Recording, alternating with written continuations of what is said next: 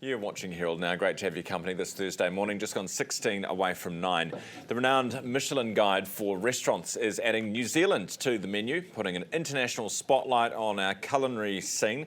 In partnership with Tourism New Zealand, the guide will showcase local chefs, local restaurants on the same stage as the world's top dining destinations. René de Monchy is Tourism New Zealand Chief Executive, joining me this morning. René, good morning. Morning, Ryan. How are you? Very well, thank you. So is this a big deal? How big of a deal is this?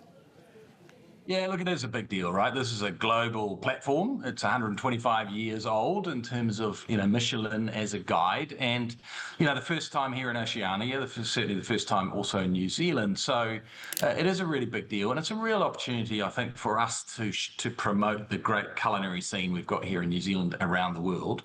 And also then to drive tourism as a consequence of that. And are we paying them to do this? Well, I can't go into the details of the agreement with Michelin because it's commercially confidence, but there is a fee involved and we do work with them, but it is the platform. So there is a fee in terms of, the judging that they do and the assessments that they do and the logistics of that.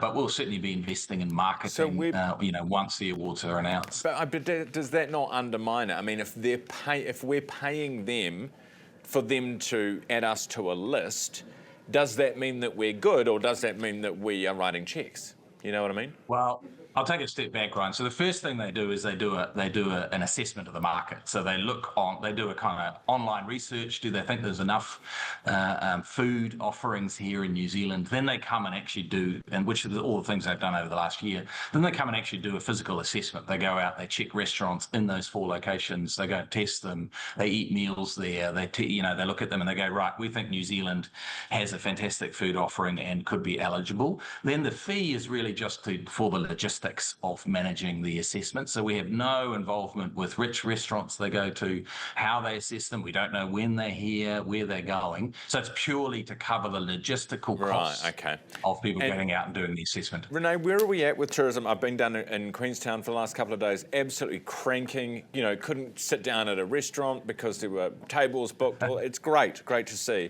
But for a lot of other parts of the country, not so. Where are we at? Last time I checked, we were at 87% of pre-COVID. Where are we at now, and when do we see that return?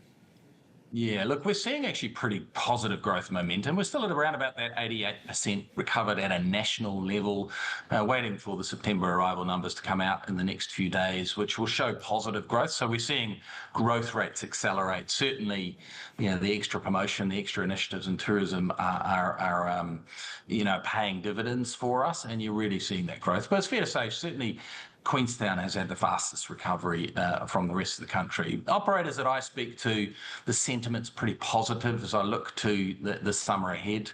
TIA just did a questionnaire out to their members, and overwhelmingly people are quite positive. Tourism operators, I think about 85% as they look at the summer ahead. When do we get back to pre-COVID levels? When do you predict that will happen? Yeah.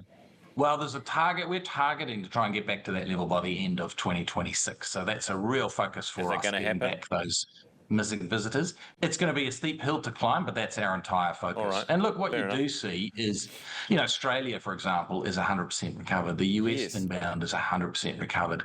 China is quite a different market now post-COVID. So, as always, it's a little different between the different markets and the different regions. So, because obviously China hasn't come back pre-COVID, is that because Chinese travellers aren't going as far and as wide as they used to? Have they changed their habits, or are fewer of them travelling? Or is there something wrong with us? No, there's nothing wrong with us. And certainly our research shows that New Zealand's still desirable. But what you are seeing in China is, multiple things. So the economy is a little slower. Therefore, people are travelling a little bit less, and they're travelling a little bit closer in. On top of that, you've got a real kind of change in the types of people that are travelling. So historically, we had about a third of Chinese visitors were large groups and large coaches, relatively lower stay and lower value.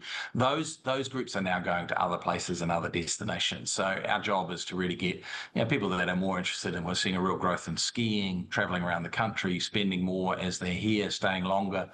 So there's a real shift in types of consumers as well. René, appreciate your time this morning. Thanks so much for being with me. René de Monchy, Tourism New Zealand Chief Executive. Time is 11 away from 9. And let's get to...